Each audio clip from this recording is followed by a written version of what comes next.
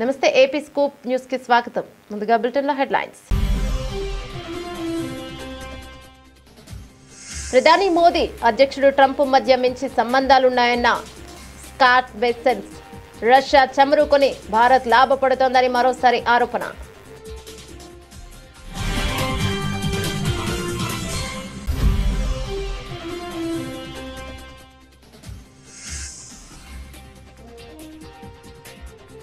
నాలుగేళ్లకు మించి ఉండకుండా కట్టడి చేయనున్న ట్రంప్. విద్యార్థుల వీసాలో కీలక మార్పులకు ప్రయత్నాలు.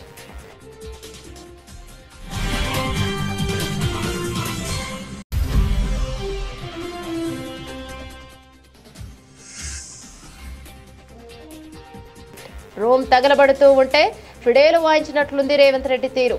మండిపడ్డ మాజీ మంత్రి ఎమ్మెల్యే హరీష్ రావు.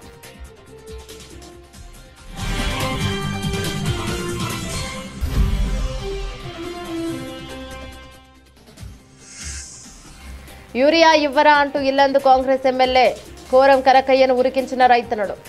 రైతుల ఆగ్రహానికి పారిపోయిన కాంగ్రెస్ ఎమ్మెల్యే కోరం కనకయ్య.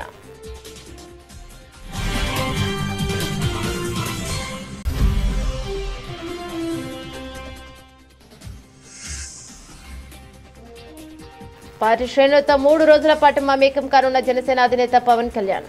పార్టీ ఆవిర్భావం నుంచి నియోజకవర్గంలో పనిచేసిన నేతలతో ముఖాముఖి.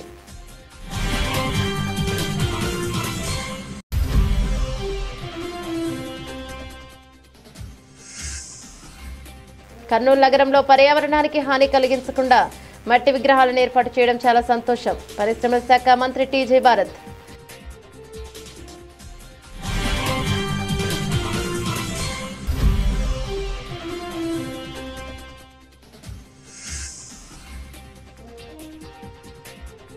దొంగ ఓట్లతో గెలవలేదని నిరూపించుకోండి. బండి సంజయ్కు మంత్రి పొన్నం సవాల్.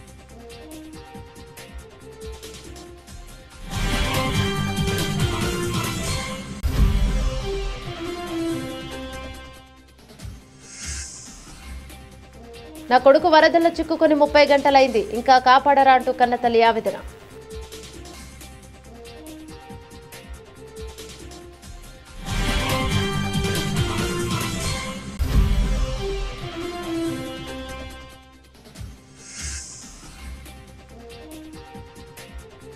బంగాళాఖాతంలో అల్పపీడనం కారణంగా ఏపీలో విస్తారంగా వర్షాలు. పరిస్థితిపై హోంమంత్రి అనిత సమీక్ష.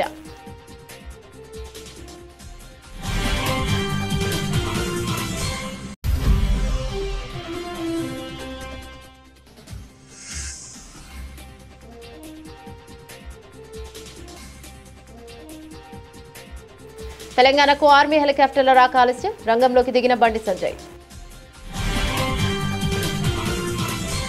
డీటెయిల్స్ చూస్తే భారత్తో వాణిజ్య ఒప్పందం కుదరడంపై అమెరికా ఒకవైపు ఆశాభావాన్ని వ్యక్తం చేస్తూనే మరోవైపు చర్చల విషయంలో భారత్ తీరుపై అసహనాన్ని ప్రదర్శించింది. ఇరు దేశాల మధ్య ఒప్పందం చివరికి ఖరారవుతుందని US treasury secretary Scott Bessent ధీమాను వ్యక్తం చేశారు. అయితే చర్చల ప్రక్రియలో భారత్ తమను ఆడిస్తోందని ఆయన ఆరోపించారు. ఫాక్స్ న్యూస్ కు ఇచ్చిన ఒక ఇంటర్వ్యూలో స్కాట్ బెసెంట్ మాట్లాడుతూ అమెరికా అధ్యక్షుడు డొనాల్డ్ ట్రంప్ భారత ప్రధాని నరేంద్ర మోదీ మధ్య చాలా మంచి వ్యక్తిగత సంబంధాలు ఉన్నాయని పేర్కొన్నారు. ప్రపంచంలోనే అతిపెద్ద ప్రజాస్వామ్యం భారత్ అయితే అతిపెద్ద ఆర్థిక వ్యవస్థ అమెరికా. చివరికి మేమిద్దరం ఏకతాటిపైకి వస్తామని నేను భావిస్తున్నానని ఆయన అన్నారు. అయితే చర్చల విషయంలో భారత్ అనుసరిస్తున్న వైఖరిని ఆయన తప్పుపట్టారు. ట్రంప్ రెండోసారి అధికారంలోకి వచ్చాక చాలా ముందుగానే భారత్ చర్చలకు వచ్చింది. మే జూన్ నెలలోనే ఒప్పందం కుదురుతుందని నేను ఆశించాను, కానీ ఇప్పటికే ఒప్పందం లేదు. వారు చర్చల ప్రక్రియను సాగదీస్తున్నారని బెసెంట్ అసంతృప్తిని వ్యక్తం చేశారు. ఇదే సమయంలో ట్రంప్ ప్రభుత్వం భారత్ నుంచి దిగుమతులపై అదనంగా 25% సుంకాలను విధించింది. దీంతో మొత్తం సుంకాలు 50%కి చేరాయి. రష్యా నుంచి చమురు కొనుగోలు చేస్తూ భారత్ లాభపడుతోందన్న పాత ఆరోపణను బెసెంట్ మరోసారి గుర్తు చేశారు. గతంలో ఈ ఆరోపణలపై భారత విదేశాంగ మంత్రి సుబ్రహ్మణ్యం జయశంకర్ గట్టిగా బదులిచ్చిన విషయం తెలిసిందే. భారత్ నుంచి చమురు కొనడం మీకు సమస్య అయితే కొనకండి అని ఆయన గత వారం స్పష్టం చేశారు. ఇక బ్రిక్స్ దేశాలు రూపాయలలో వాణిజ్యం జరపడంపై అడిగిన ప్రశ్నకు బెసెంట్ నవ్వేశారు. రూపాయి రిజర్వ్ కరెన్సీగా మారుతోందని నేను ఆందోళన చెందడం లేదు అని ఆయన కొట్టిపారేశారు.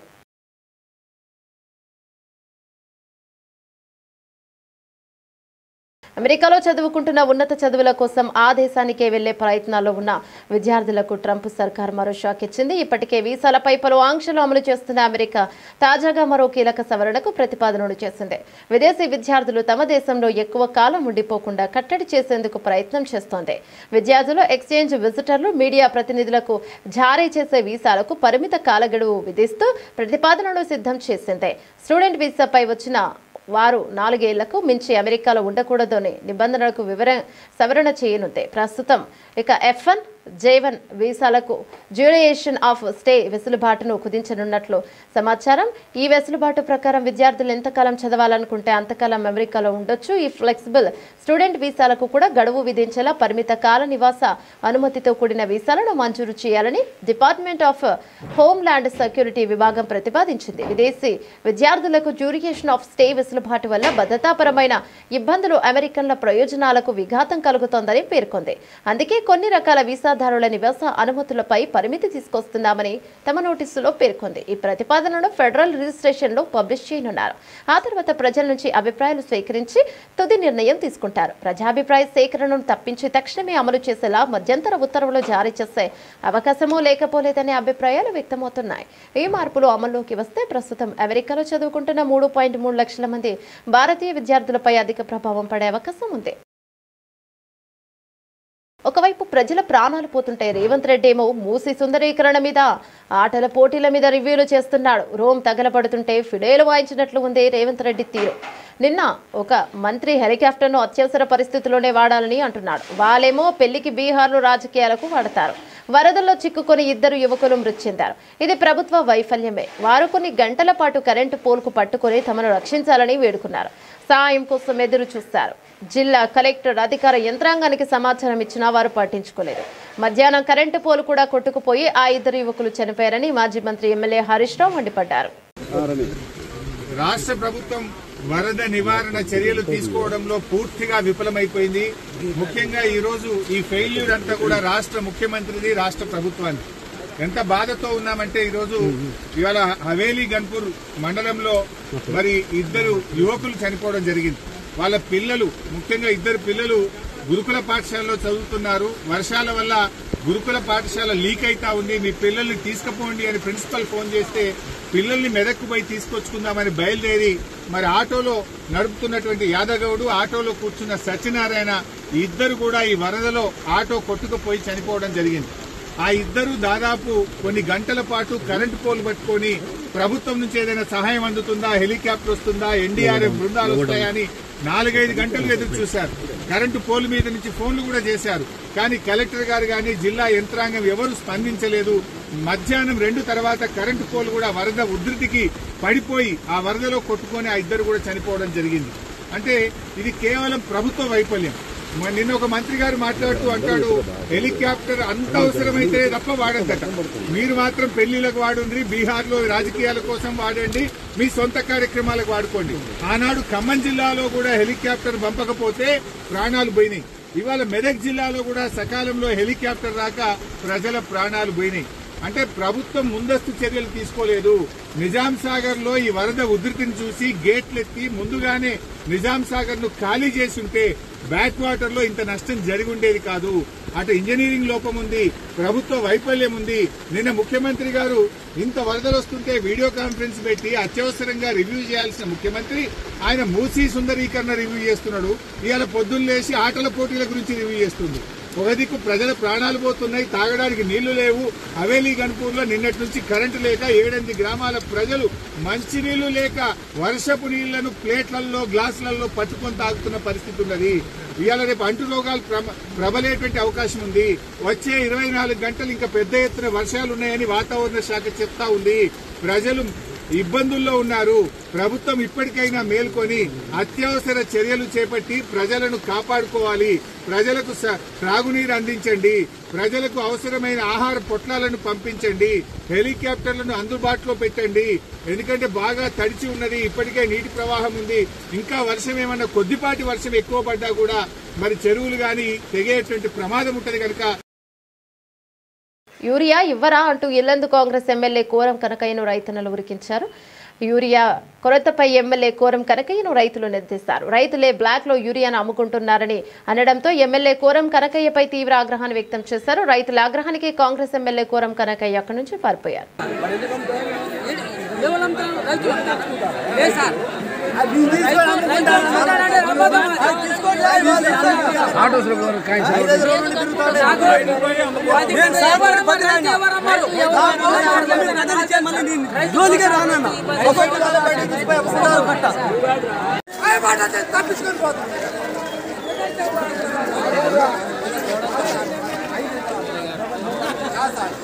మీరే ఎట్లా అంటే ఎట్లా సార్ ఆ మాటలు అంటారు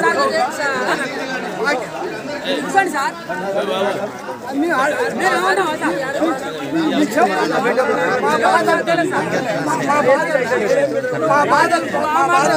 రావద్దండి మాట్లాడాలి. నమస్కారం అనవద్దు కానీ ఎవరు విన్నారు వాళ్ళు.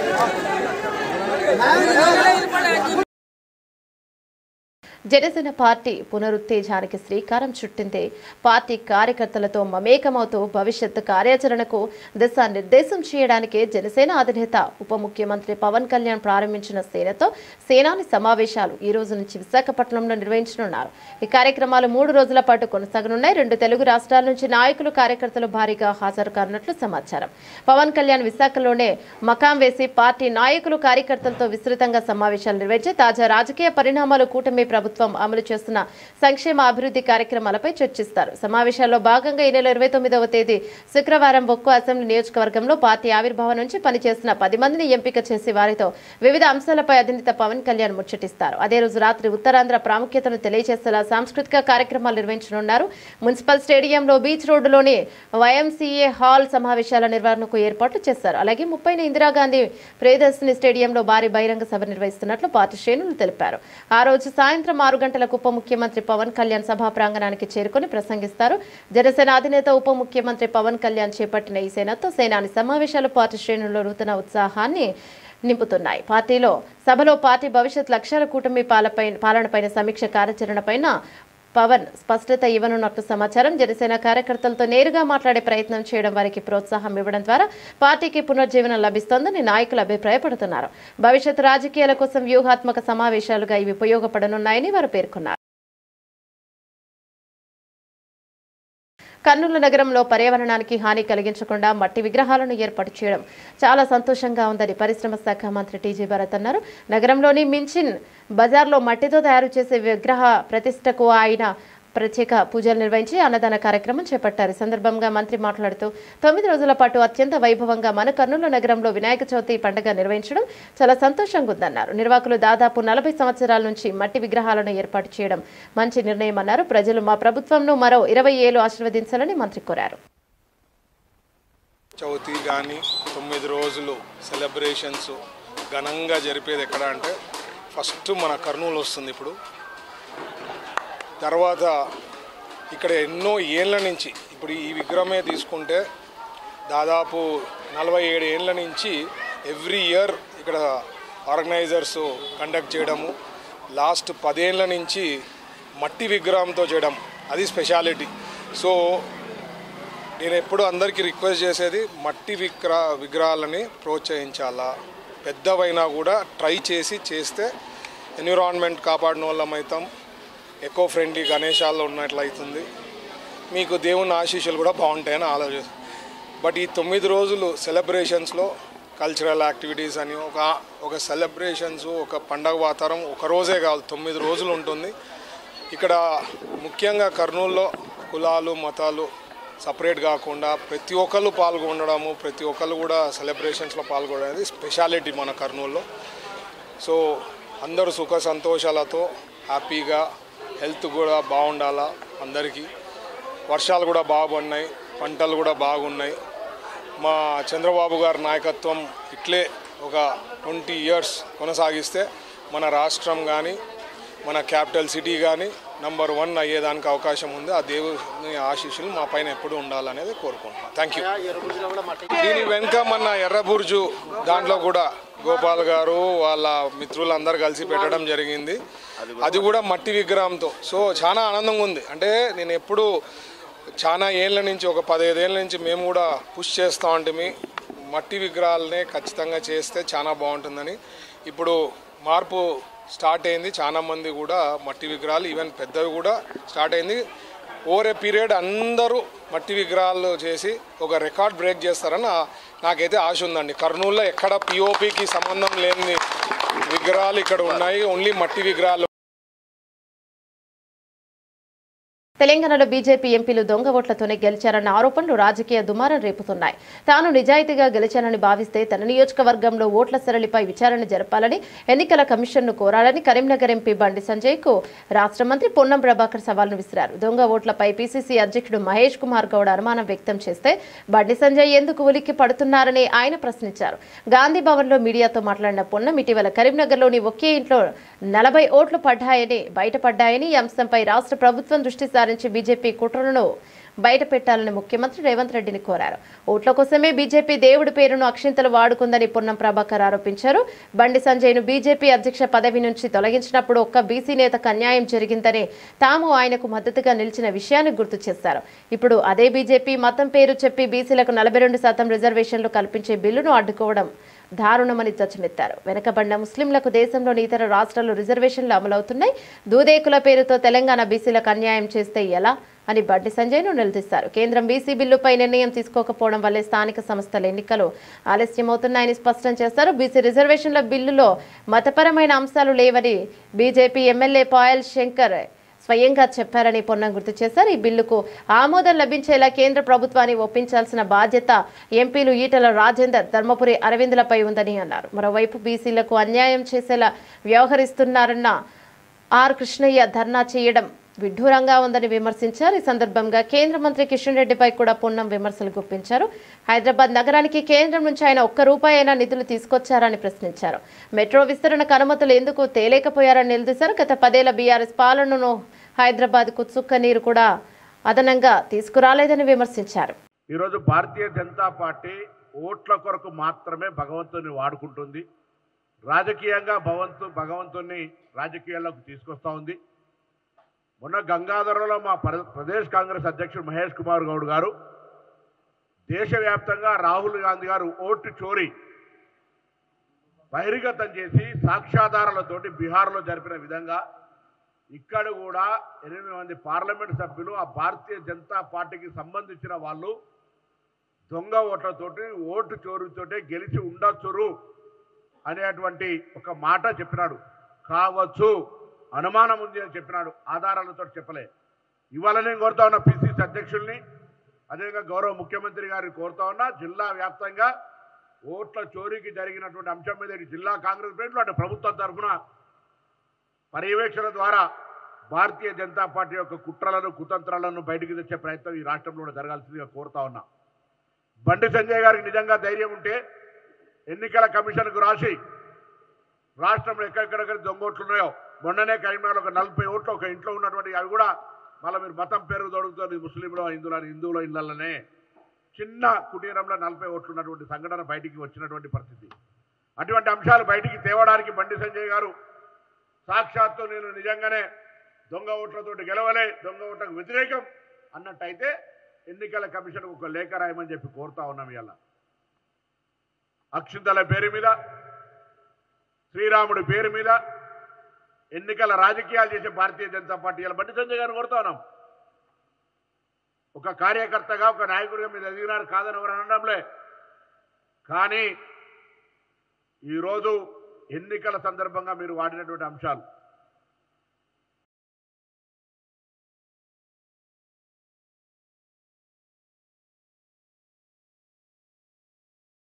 నా కొడుకు వరదలో చిక్కుకుని 30 గంటలైంది, ఇంకా కాపాడరా అంటూ కన్నతల్లి ఆవేదన. రాజన్న సిరిసిల్ల జిల్లా గంభీరావుపేట మండలం నార్మలవాగులో చిక్కుకున్న జంగం స్వామి అనే 30 గంటలైనా ఈ అధికారులు నా కొడుకును కాపాడడం లేదు, వాడు చచ్చిపోతాడంటూ తల్లి లక్ష్మి ఆవేదన. 25 గంటలు అవుతుంది. ఎవరైనా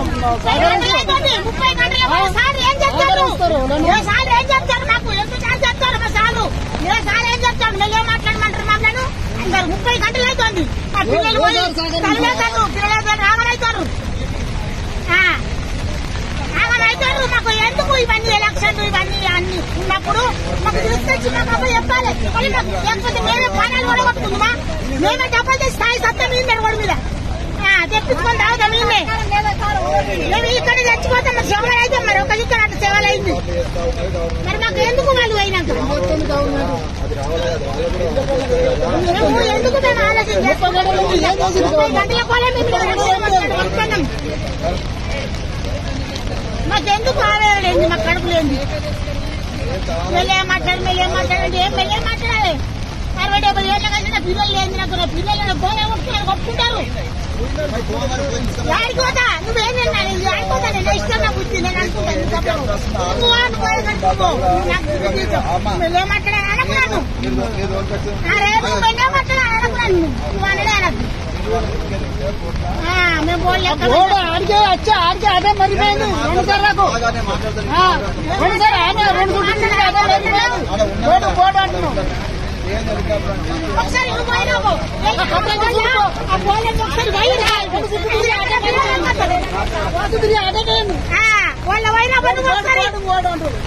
వాళ్ళు అంటారు వాళ్ళ వైరాబాద్ ఒకసారి నువ్వు పోయి వచ్చినాక నా పిల్లలు బంగాళాఖాతంలో ఏర్పడిన అల్పపీడనం ప్రభావంతో ఆంధ్రప్రదేశ్ రాష్ట్ర వ్యాప్తంగా పలు జిల్లాల్లో భారీ వర్షాలు కురుస్తున్నాయి. నేపథ్యంలో రాష్ట్ర ప్రభుత్వం అప్రమత్తమైంది. సహాయక చర్యలపై దృష్టి సారించిన మంత్రులు అధికార యంత్రాంగానికి కీలక ఆదేశాలు జారీ చేస్తున్నారు. వర్షాల పరిస్థితిపై హోంశాఖ మంత్రి వంగలపూడి అనిత అధికారులతో సమీక్ష నిర్వహించారు. పలు జిల్లాల్లో కలెక్టర్లతో ఆమె ఫోన్లో మాట్లాడి క్షేత్రస్థాయి పరిస్థితులను అడిగి తెలుసుకున్నారు. తక్షణమే అన్ని జిల్లాల్లో కంట్రోల్ రూమ్లను ఏర్పాటు చేయాలని ఆదేశించారు. ముఖ్యంగా కృష్ణానది పరివాహక ప్రాంతాలు ఇతర లోతట్టు ప్రాంతాలు ప్రజలను నిరంతరం అప్రమత్తం చేయాలని స్పష్టం చేశారు. అధికారులు క్షేత్రస్థాయిలో అందుబాటులో ఉంటూ పరిస్థితిని పర్యవేక్షించాలని సూచించారు. అత్యవసర పరిస్థితులను ఎదుర్కొనేందుకు ఎస్డీఆర్ఎఫ్ ఎన్డీఆర్ఎఫ్ బృందాలను సిద్ధంగా ఉంచాలని తెలిపారు. ప్రమాదకరంగా ఉన్న హోర్డింగ్లను రహదారులపై కూలిన చెట్లను వెంటనే తొలగించాలని మంత్రి ఆదేశించారు. మరోవైపు విద్యుత్ శాఖ మంత్రి గొట్టిపాటి రవికుమార్ తన శాఖ అధికారులతో టెలికాన్ఫరెన్స్ నిర్వహించారు. వర్షాలు కారణంగా విద్యుత్ సరఫరాలో ఎదురవుతున్న సమస్యలపై ఆరా తీశారు. ప్రజలకు ఎలాంటి ఇబ్బందులు లేకుండా అన్ని రకాల ముందస్తు చర్యలు చేపట్టాలని ఆయన అధికారులకు దిశానిర్దేశం చేశారు. ఉత్తరాంధ్రలో నీటి ప్రవాహం ఎక్కువగా ఉన్న కొన్ని ప్రాంతాల్లో భద్రతా కారణాల దృష్ట్యా విద్యుత్ సరఫరా నిలిపివేయనున్నట్లు అధికారులు మంత్రికి వివరించారు. రాష్ట్ర వ్యాప్తంగా 1-2 చోట్ల మినహా పెద్దగా సమస్యలు తలెత్తలేదని చెప్పారు. విద్యుత్ ప్రమాదాలు జరగకుండా ప్రజలను అప్రమత్తం చేయాలని గొట్టిపాటి సూచించారు. వినాయక విగ్రహాల నిమజ్జన ఊరేగింపుల సమయంలో విద్యుత్ తీగల పట్ల సిబ్బంది జాగ్రత్తగా వ్యవహరించేలా చర్యలు తీసుకోవాలని కూడా ఆయన ఆదేశించారు. తెలంగాణలో వరదల సహాయక చర్యల కోసం ఆర్మీ హెలికాప్టర్లు రాక ఆలస్యం కావడంతో కేంద్ర హోంశాఖ సహాయ మంత్రి బండి సంజయ్ రంగంలోకి దిగారు. ఆయన నేరుగా రక్షణ శాఖ ఉన్నతాధికారులకు ఫోన్ చేసి పరిస్థితిపై ఆరా తీశారు. రాష్ట్రంలో వరదల తీవ్రత, సహాయక చర్యల ఆవశ్యకతను వారికి వివరించారు. రాష్ట్రంలో ఎడతెరిపి లేకుండా కురుస్తున్న భారీ వర్షాల కారణంగా వాతావరణం పూర్తిగా ప్రతికూలంగా మారిందని, ఇదే హెలికాప్టర్ల రాకకు ప్రధాన అడ్డంకిగా నిలిచిందని రక్షణ శాఖ అధికారులు బండి సంజయ్ కు తెలిపారు. తెలంగాణ కోసం ఇప్పటికే 3 హెలికాప్టర్లను సిద్ధం చేశామని, అయితే వాతావరణం అనుకూలించకపోవడంతో అవి బయలుదేరలేకపోతున్నాయని స్పష్టం చేశారు. నేపథ్యంలో ప్రత్యామ్నాయ మార్గాలపై దృష్టి సారించినట్లు అధికారులు పేర్కొన్నారు. మహారాష్ట్రలోని నాందేడ్, కర్ణాటకలోని బీదర్ వైమానిక స్థావరాల నుంచి హెలికాప్టర్లను పంపేందుకు ప్రయత్నిస్తున్నామని వారు బండి సంజయ్ కు తెలియజేశారు. ఈ సందర్భంగా బండి సంజయ్ రాష్ట్రంలోని వరద తీవ్రతను అధికారుల దృష్టికి తీసుకువెళ్లారు. ముఖ్యంగా ఎస్ఆర్ఎస్పీ, మానేరు నదులు ఉప్పొంగి ప్రవహిస్తున్నాయని, అనేక ప్రాంతాలు జలదిగ్బంధంతో చిక్కుకున్నాయని వివరించారు. ముంపు బాధితులను సురక్షిత ప్రాంతాలకు తరలించేందుకు రాష్ట్ర ప్రభుత్వం చేస్తున్న ప్రయత్నాలకు సహాయపడడానికి ఎన్డీఆర్ఎఫ్ బృందాలు సిద్ధంగా ఉన్నాయని ఆయన తెలిపారు. పరిస్థితుల దృష్ట్యా వీలైనంత త్వరగా హెలికాప్టర్లను పంపేందుకు చర్యలు తీసుకోవాలని ఆయన అధికారులను కోరారు.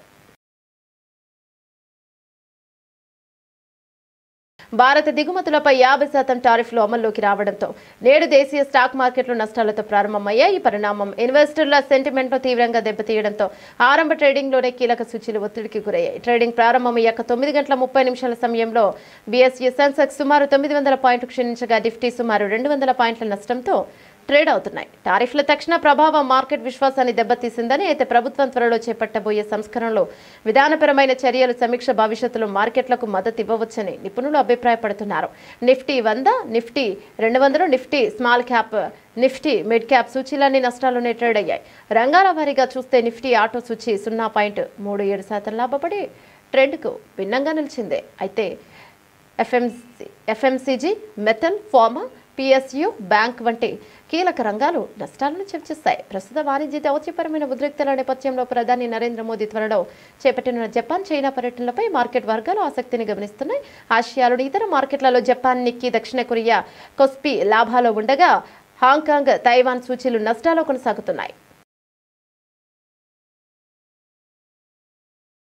బాలీవుడ్ సూపర్ స్టార్ సల్మాన్ ఖాన్ తన కుటుంబంతో కలిసి వినాయక చవితి వేడుకల్లో పాల్గొన్నారు. సల్మాన్ సోదరి అర్పితా ఖాన్ శర్మ ఇంట్లో ఈ పూజ జరగగా పూజ అనంతరం సల్మాన్ స్వయంగా గణపతికి హారతిచ్చాడు. ఈ వేడుకకి సంబంధించిన వీడియోను సల్మాన్ తన ఇన్స్టాగ్రామ్ లో పోస్ట్ చేయగా అది సోషల్ మీడియాలో వైరల్ గా మారింది. ఇక ఈ పూజ కార్యక్రమంలో సల్మాన్ తల్లి సల్మా ఖాన్, తండ్రి సలీం ఖాన్, సోదరుడు అర్ఫాజ్ ఖాన్, సోదరి అల్వీరా ఖాన్, ఆమె భర్త అతుల్ అగ్నిహోత్రి, అర్పితా ఖాన్, ఆమె భర్త ఆయుష్ శర్మ, పిల్లలు ఆహిత్, అయ్యత్ పాల్గొన్నారు. బాలీవుడ్ నుంచి రితేష్ దేశ్ముఖ్, జెనీలియా తదితరులు కూడా ఈ వేడుకల్లో పాల్గొన్నారు. సల్మాన్ ఖాన్ ప్రతి సంవత్సరం తన కుటుంబంతో కలిసి గణపతి పూజలు చేయడం ఆనవాయితీగా వస్తోంది. ఈ వేడుకకు సంబంధించిన వీడియోలు మరియు ఫోటోలు అభిమానులను ఆకట్టుకుంటున్నాయి. బులెటిన్ ముగించే ముందు హెడ్లైన్స్ మరోసారి.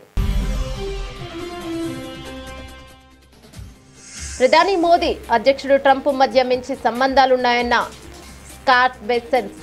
రష్యా చమురుకొని భారత్ లాభపడుతోందని మరోసారి ఆరోపణ.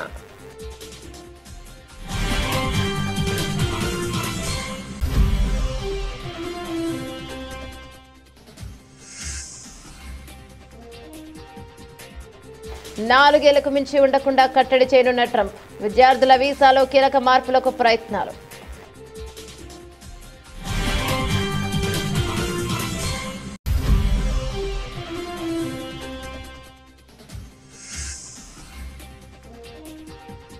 రోమ్ తగలబడుతూ ఉంటే ఫిడేలు వాయించినట్లుంది రేవంత్ రెడ్డి తీరు. మండిపడ్డ మాజీ మంత్రి ఎమ్మెల్యే హరీష్ రావు.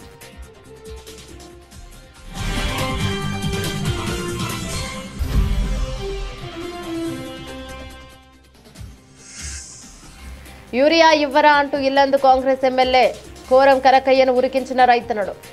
రైతుల ఆగ్రహానికి పారిపోయిన కాంగ్రెస్ ఎమ్మెల్యే కోరం కనకయ్య.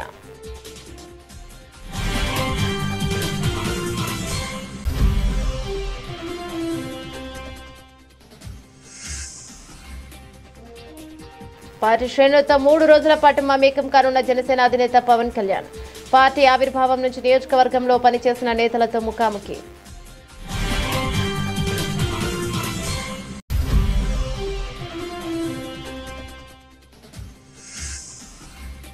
కర్నూలు నగరంలో పర్యావరణానికి హాని కలిగించకుండా మట్టి విగ్రహాలను ఏర్పాటు చేయడం చాలా సంతోషం. పరిశ్రమల శాఖ మంత్రి టీజే భారత్.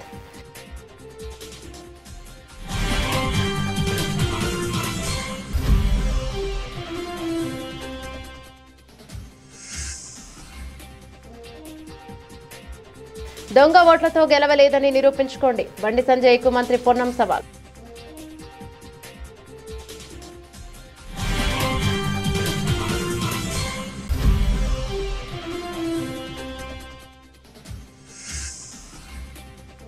నా కొడుకు వరదల్లో చిక్కుకొని 30 గంటలైంది, ఇంకా కాపాడరా అంటూ కన్నతల్లి ఆవేదన.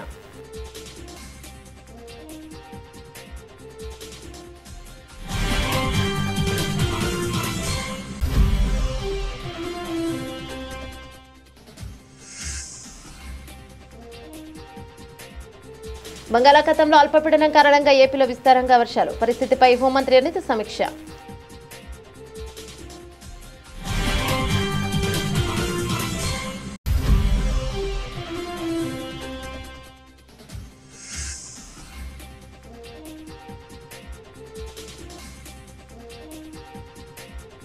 తెలంగాణకు ఆర్మీ హెలికాప్టర్ల రాక ఆలస్యం. రంగంలోకి దిగిన బండి సంజయ్. ఇవి బులెటిన్ డీటెయిల్స్. మరో బులెటిన్లో మళ్ళీ కలుద్దాం. అంతవరకు సెలవు. నమస్తే.